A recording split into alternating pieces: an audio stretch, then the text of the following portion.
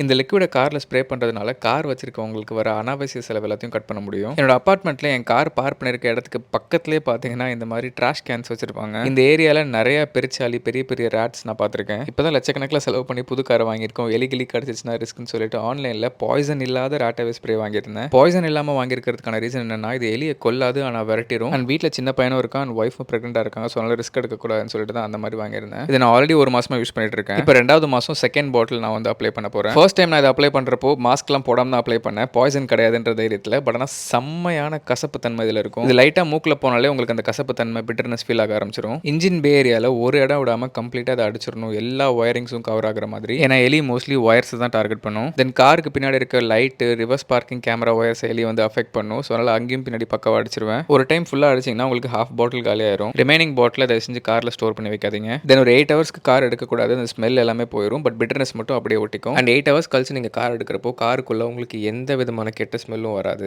Car நார்மலா இருக்கும். ஆனா எலிங்க வயர கடிக்க ட்ரை பண்ணுச்சுன்னா வயர்ல கசப்பு தன்மை 2 வீக்ஸ்க்கு இருந்துட்டே இருக்கும். அண்ட் 2 வீக்ஸ் கழிச்சு நீங்க மறுபடியும் வந்து டாப் அப் பண்ற மாதிரி இருக்கும். நான் ஃப்ளைட் டிராவல் பண்றப்போ ஏர்போர்ட்லயே 1 வாரம் 10 நாள் காரை விட்டுருவாங்க. கார்ல டேஷ் கேமராவும் இருக்கு. எலியை கண்ட்ரோல் பண்றதுக்கு இந்த ராட் ஸ்ப்ரேவும் இருக்கனால கொஞ்சம் தைரியமா விட்டு போயிருவேன். அண்ட் அந்த ஸ்ப்ரே யூஸ் பண்ணி முடிச்சுட்டு 8 ஹவர்ஸ் கழிச்சு என்னோட ஃபேமிலி எல்லாம் கூட நான் கார்ல கூட்டு போயிருக்கேன். எந்த இஷ்யூ எங்களுக்கு வந்ததில்ல. உங்க ஏரியால அதிகமா எலி தொல்லை இருந்துச்சுன்னா தயவு செஞ்சு இந்த மாதிரி ஒரு ப்ராடக்ட் வாங்கி வச்சுக்கோங்க. ரொம்ப யூஸ்ஃபுல்லா இருக்கும். லிங்க் என்னோட சேனல் பயோல இருக்கு.